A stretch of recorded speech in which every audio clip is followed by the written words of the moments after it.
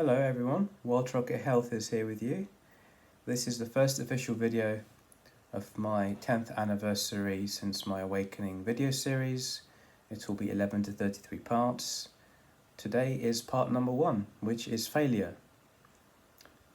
This is a very big topic, and this is actually of all of the lessons that I've learned and I continue to learn about over the course of my second life, since my spiritual awakening, since I was born again. This has probably been the most challenging thing to fully learn about and integrate in a healthy way.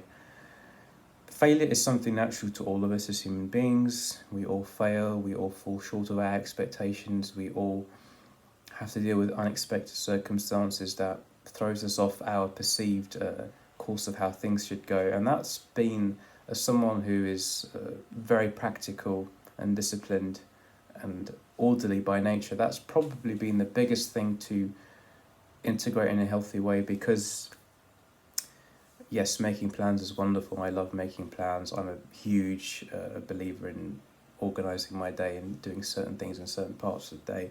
But what's been really helpful is to not so much deviate from that and abandon plans and structure altogether, but have a loose structure which you are willing to adapt to the vicissitudes of the day, to the unexpected events which inevitably come up out of your control, be they family circumstances, domestic issues, your own diverse energy levels which you have to wake up with every day.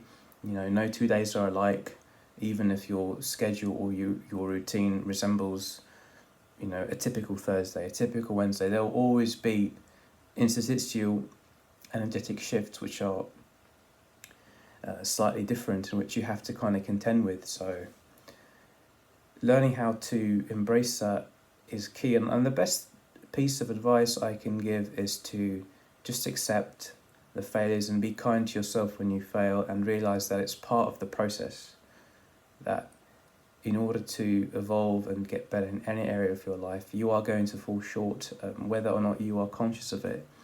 And we can't really change the fact that we're going to fail.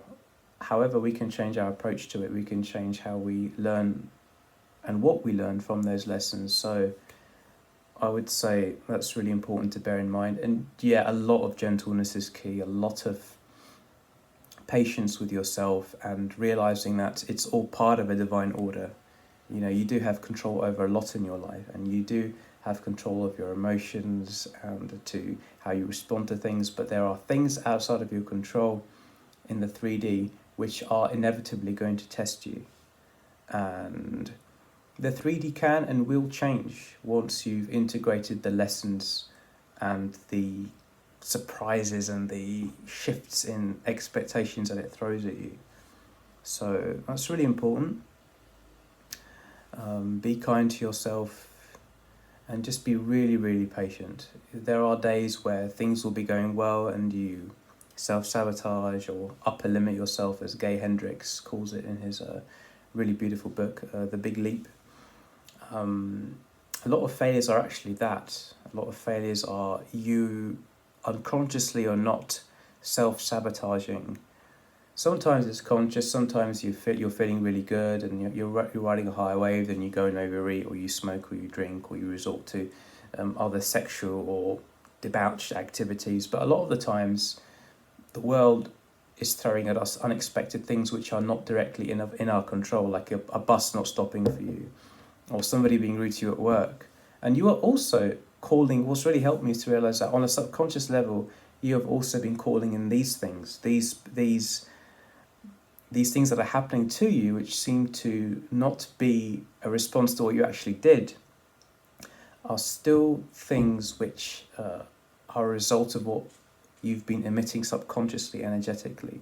So changing your subconscious mind by integrating more self-love, more compassion, more tolerance, is really key to maybe not necessarily making the world perfect all the time, but changing the 3D gradually to match your inner state. So bear that in mind. Failure is something I'm still learning a lot about, but I think in the past 10 years I've made huge strides, especially living where I am now, where sometimes circumstances may not be fully ideal, learning how to integrate that and to place all of my focus within has enabled me to just change the world around me.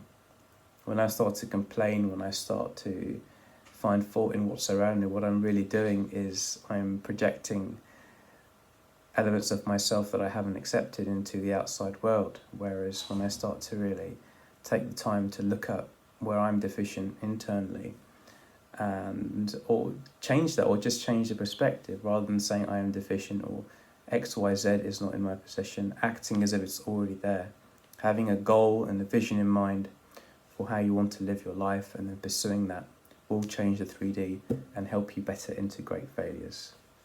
Cheers, guys.